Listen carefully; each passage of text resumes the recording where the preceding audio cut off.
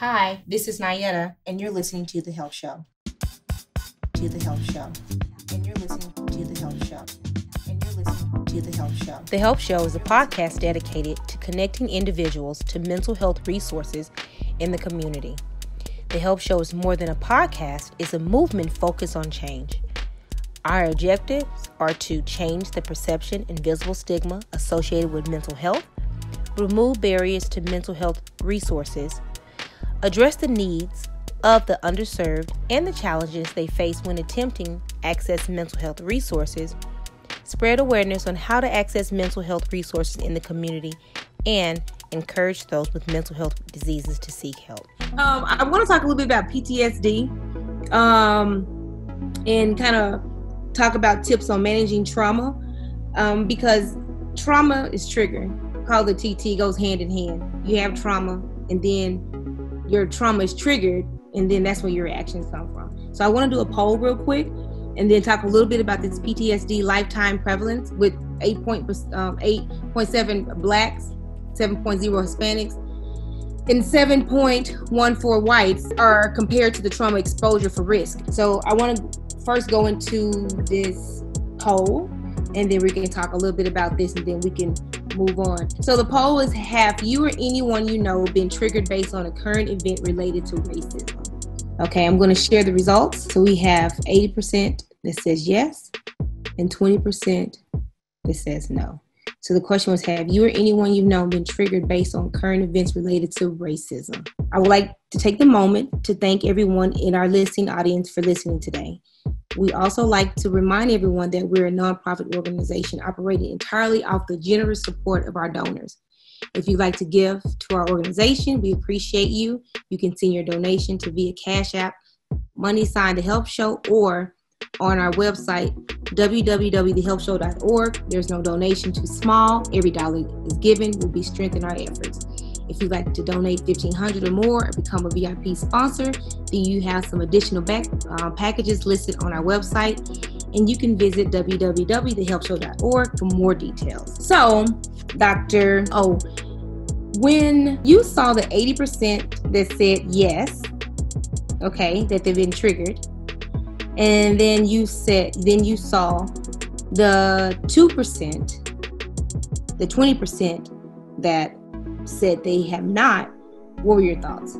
My recollection of the George Floyd video, the bone-chilling moment for me was when it plugged into humanity. Hearing him saying, "Mama, I'm through." Him calling out for his mama. Because there's not a race, there's not a creed, there's not an ethnicity, there's not an orientation that doesn't respect their mother. And if that part of that video alone didn't trigger you, it's kind of hard to understand how that couldn't happen. And I agree, understand, I didn't watch the whole video until last week. Hearing that last week almost had me in tears. That touches every ounce of what it means to be human, which is love. I would expect it to be higher, but you have to understand that when you're talking about maintaining self-care, you have to recognize your boundaries. And for me, that boundary for a lot of people is, I just can't watch it. I don't want to watch it. Right. Because when I saw that George, I did take a look at it. I did get enough guts to look at it. I feel that was the trigger from the trauma that has been happening with society. Before George Floyd, there was Ahmaud Arbery, there was Breonna Taylor, there was Eric Garner, there was Tamir Rice, there was Toy. There's so many instances that this footage has been caught on tape, social media. But I think that when he called out for his mother, and when you saw his life taken from him with the foot on his neck, I think it spoke to every race.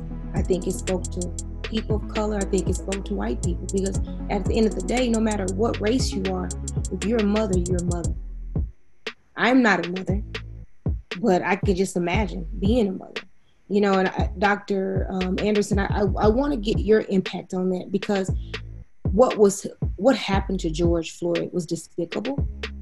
But I think what really triggered is when this man called out for his mother. Yeah. Well, I am a mother, and I think because of that, I still haven't watched the video. I can't watch another one. I can't. Don't watch it, Angie. And I won't. And I'm resolved that I won't. I've seen enough of the still images to know that I just can't watch it. And so you have to Dr. O's point, be aware of what you need to do in order to protect your peace. And for me, that's what it was. And, you know, him calling out for his mother, I am a mother, right? And so I can't imagine having any person's child be in that position and calling out for them and not being able to be there. So unfortunately, you know, to your point, you would think that it would have that sort of impact with all people, but it didn't. There are people who have joked about it. There are people who have recreated it and posted it. And so what you're talking about, to Dr. O's point again, is humanity. And that's what we have to get back to. It's interesting because when you talk about triggers, just last night, this is something that's a daily occurrence. You know, I have friends and clients that are leaders in their organizations, and I mean at the top. And one of them called me last night, and you know, I was just expecting it to be a normal call. And I said, hey, how's it going? You know, I know you're doing some important work at your organization. How's it going? And he began to sob on the phone. And he said, I can't take another one. He had just saw the information about Elijah McClain. And I had to just let him sit there for about 15 minutes and sob it out. Yeah. He just couldn't take any more. He's like, when are they going to get it? When are they going to see us? What do we need to do to protect ourselves? And I think that's where a number of people are at this point. Some of the strongest among us are at a point to where we have to give words to what we're feeling. And we have to just let the emotion come forward, because we haven't for a long time. Like I said, we've been conditioned to carry on, but we can't do that anymore. Absolutely. We got to talk about it. Because what I've seen is the emotional stress has shifted into the culture, how we're actually expressing how we feel, how the stress impacts how we interact with people, how we view ourselves, how we react to everyday occurrences and relationships with our friends and families and more. Dr. Rogers, do you want to speak on anything about that, about the emotion? You know, I was listening to you about things going into, you know, our culture. And I was thinking about, you know, growing up, the number of incidents that happened with the police, the number of people who died suspiciously that nobody ever dealt with. You knew the person had been killed. You knew the person didn't end up in the woods and shoot themselves. There were all these mysterious things that happened, but people didn't have a way of dealing with it. And I think what is really striking about the current incidents that we're seeing is it really is an intergenerational trauma that's beginning to happen, because there are a number of people who are older than me who recalls a different life. I mean, I'm 55 years old, and I can still remember seeing a Klan rally in South Carolina. I can still recall going into, you know, a doctor's office where there was the white waiting room and the black waiting room. And I can still remember the night they tried to integrate high schools in my town and the black high schools burned down. And so if at my age you can recall those kinds of things, I can only imagine the generation above me. And I think of how that then has affected my parenting. So as a parent, I was always really hard-nosed on when my son was going out at night, knowing exactly where he was, when he was coming home, and almost being the person who tracked him in all kinds of ways. My daughter calls me paranoid. But I think it's just because you recognize the crazy things that happen in our world and have happened in our world. And I think for one of those periods of time, we've seen the sheets pulled back. But we've seen the sheets pulled back before. I mean, we saw the sheets pulled back in the 60s. We saw the sheets pulled back in the early 70s. So there's been times when every generation has experienced what we've experienced. We just happen to have video evidence that it's occurring. And it's maybe affecting other people. And we're seeing it on the news a lot more than we would have heard about it or seen about it in the past. But that trauma's always been there. And it's always affected us in ways that sometimes we can explain, and sometimes it's just part of our DNA that's there. Right. I think the biggest thing about trauma is the lack of justice that happens when it's relayed. Mm-hmm. You know, we talk about the fact that having an open casket for Emmett Till and actually seeing the effects of trauma, you know, you're 2 generations removed. The very same people, his mother, his uncle, his father, the child of his mother and father and relative of his uncle, went on to become the governor of Mississippi. And it comes down to, you know, when I see kids, you know, the biggest thing that can start a fight amongst kids is the issue of fairness. And so we have our childlike instinct to fight because we readily recognize that the way you treat me isn't fair. And you won't treat somebody that has the same action that's racially opposed to me. It's not fair.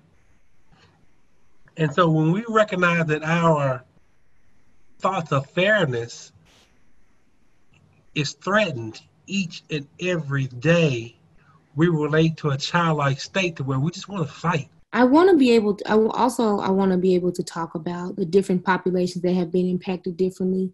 Dr. O and Dr. Angela. The populations in the southern sector. So Dr. Rogers, okay, so you guys have different populations, okay? So have you guys seen a different perspective or action with people's behavior in the population that you live on what's going on with all this race, with all this racism? I think from the viewpoint of Memphis, it's a little different because of, you know, the makeup of the population here in Memphis. We're over 60% African American as a city. Correct. It's still very separate. You have different parts of town where different people live. And so you interact, of course, because that's the way society is designed. But I think the experience here is a little bit different because of that. It is a majority Black city, which means our police force is also majority Black. So the experience, I think, is probably a little bit different here in comparison to some of the other places in the South, even as close as Nashville, where they different demographic makeup is different. Do I think it's better? Is they different better? Well, I think Memphis is really, it's different, right? It's a different type of situation because a lot of the people who are on the police force here grew up in the city. And so Memphis is a very close-knit town. Like everybody kind of knows one another. You went to school with each other, or you knew somebody who went to school. And so a lot of the people that are serving the community here, they have a love for the community that they serve. But I don't think that's the norm, right? I just had this conversation not too long ago. So usually you're guaranteed to at least have one person in common with pretty much everybody you see in the city, which I think lends itself to a different sort of existence. I think that, you know, living in the South is a really interesting thing. Because there's so many things that have happened over time. I think about growing up hearing the story of Reese Taylor. So how many folks are, you know, really knowledgeable of who she was? So she was a young lady back in the 40s that was walking to church, and a group of 4 white guys stopped and raped her. Police decided not to press any charges at the time because they said she was a prostitute. We gave her some money, and therefore it wasn't rape. And so they sent a young lady called Rosa Parks to really investigate Reese's murder or Reese's rape. which is really what began to launch the civil rights movement in Alabama. And so I think the South has this very, very rich history of communities, kind of similar to what Angela was talking about with Memphis, that takes on this community kind of flavor. The problem is, in a lot of Southern cities, what you get is really two cities in one. So there's the Black city and there's the white city. So if I'm in most places in South Carolina, yeah, I know people in Black in that particular city and I identify with them. And there's another city that I'm not going to be welcomed into that's only a few blocks from where I am. And it's that kind of intersection that I think you're starting to see in situations across many places in our country. And I think that George Floyd was one of those times that we see that really transcended, like we were talking about before, that two-city state, that now both cities kind of saw the same thing in the same way, which we don't often see. So if you have... You mean that white coat don't get you in those doors? That white coat don't get you in those doors? All that exists is this black guy that just happens to be there that looks threatening. And so it gives you a certain degree of paranoia, just kind of like processing and thinking about this. My PTSD now is what happens with my son.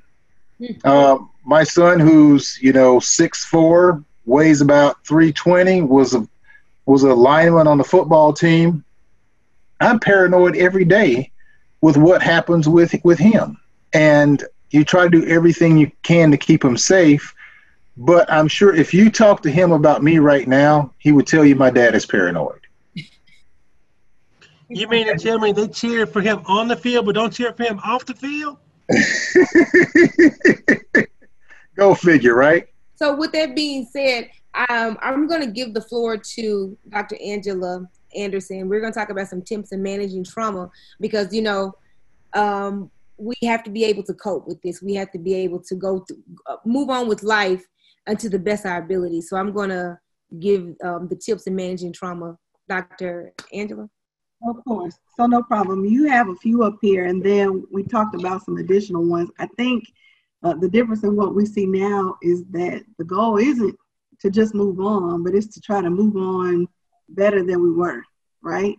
And so to try to put some things in place where we can cope and deal with some of the stressors and triggers and traumas that we've all experienced.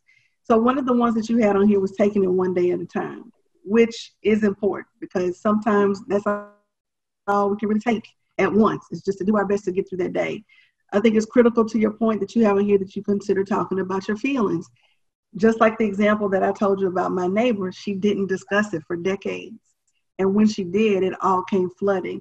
So I think finding people or places where you're comfortable or can grow comfortable having these conversations about your emotions is critical.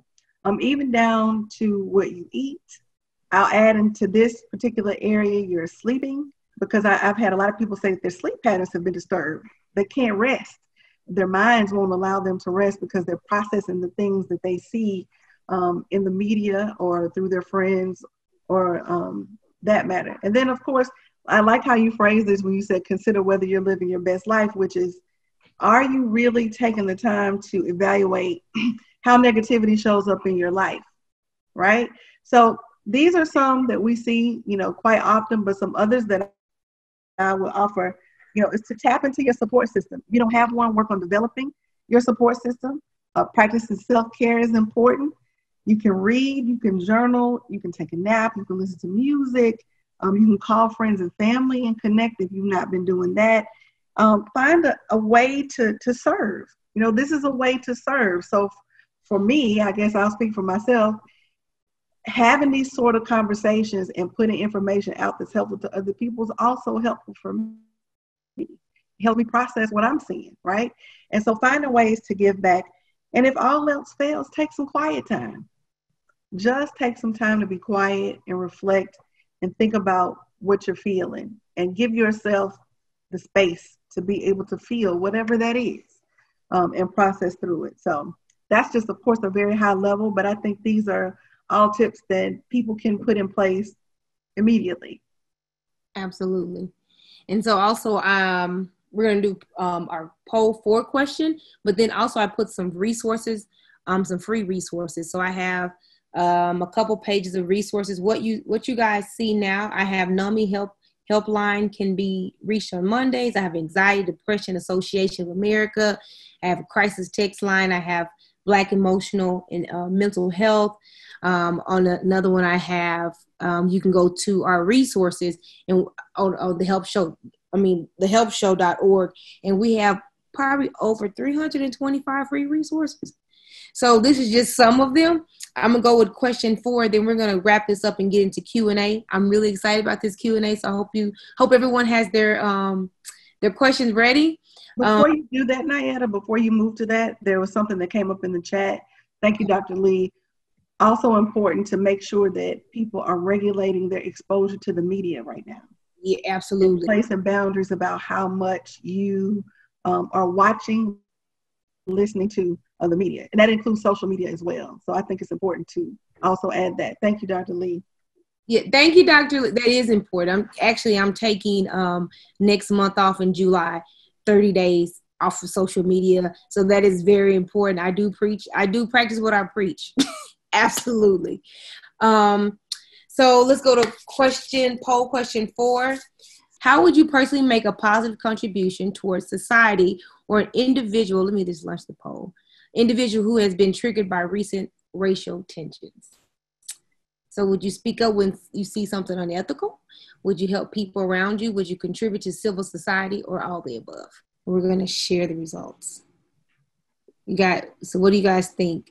Of course, everybody's going to say all the above, but I really like speak up when you see something unethical. I think that's so important because sometimes you can contribute to civil society and help people around you.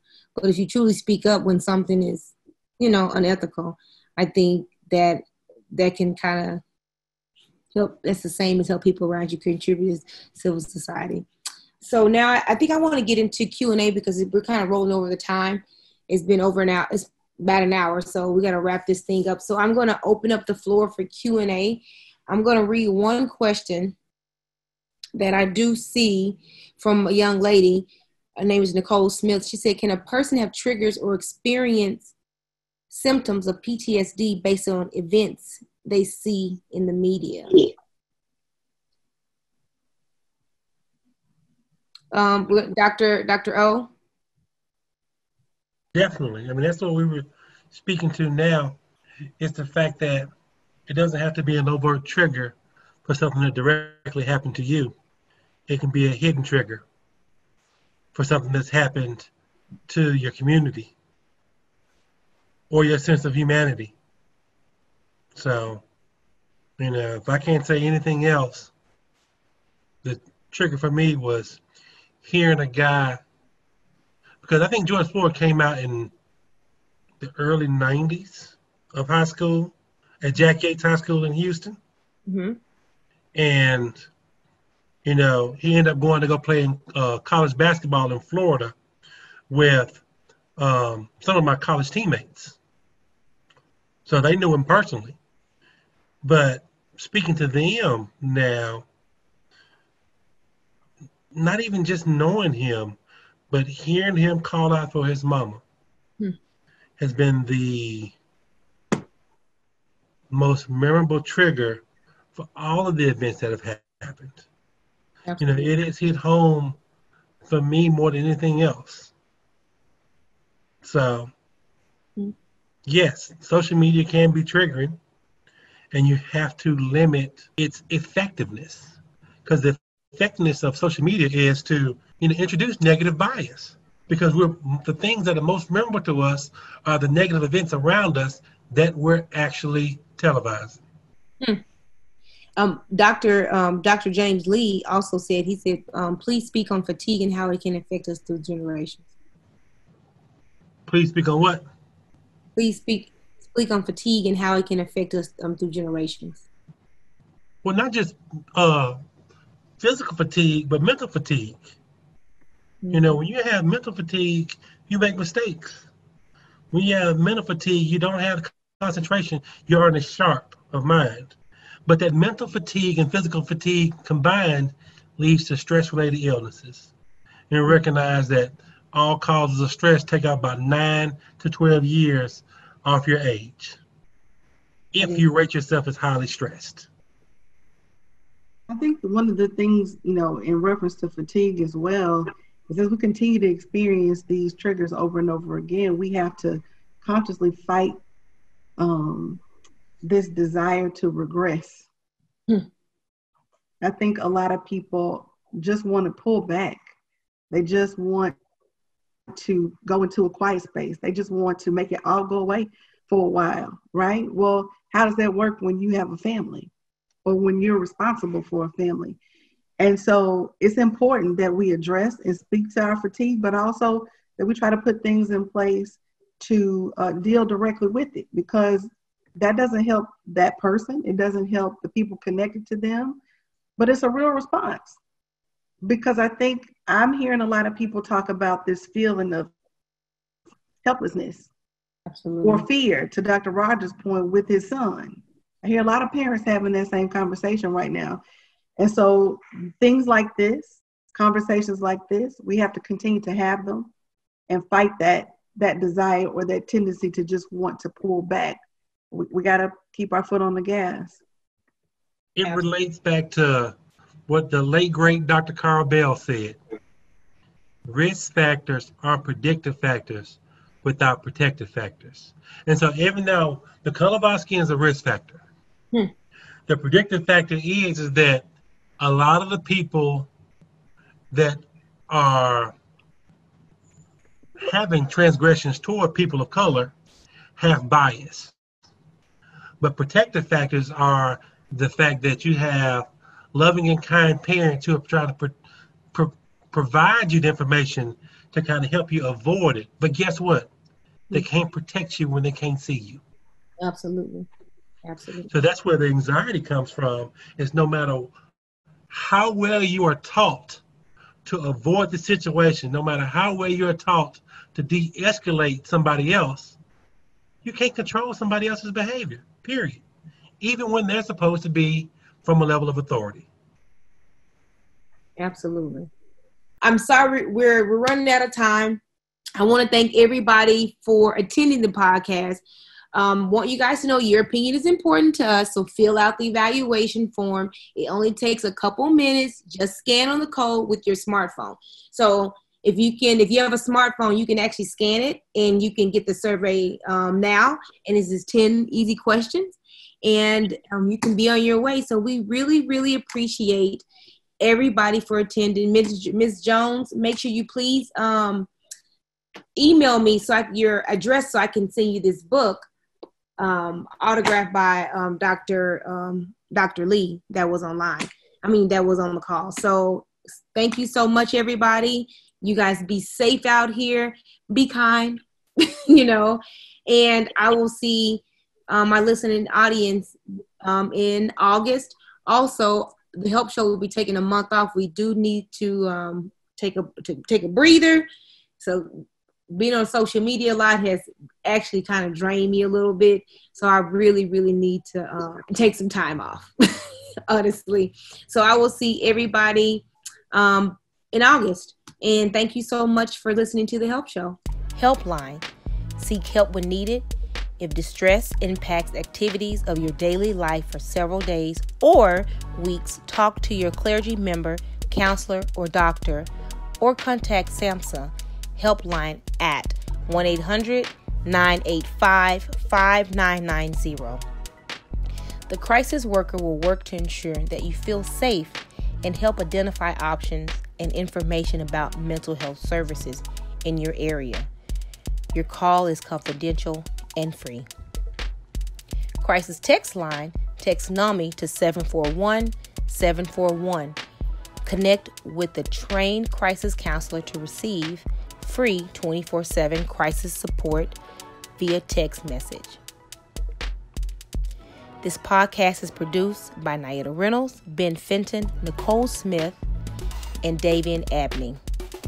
To get your very own beats, email davianabneymusic@gmail.com. The Help Show is a nonprofit organization. To learn more or donate, please visit www.thehelpshow.org. Or you can also Cash App # The Help Show to send your donation. There's no donation too small. Every dollar we receive will strengthen our efforts. If you'd like to donate $1,500 or more and become a VIP sponsor, visit www.thehelpshow.org to review additional packages with more detail. That's www.thehelpshow.org. Follow us on Instagram, Twitter, and Facebook at The Help Show. Remember to subscribe to the podcast. Please leave comments. We want to know what you think. Thank you for listening, and please stay tuned.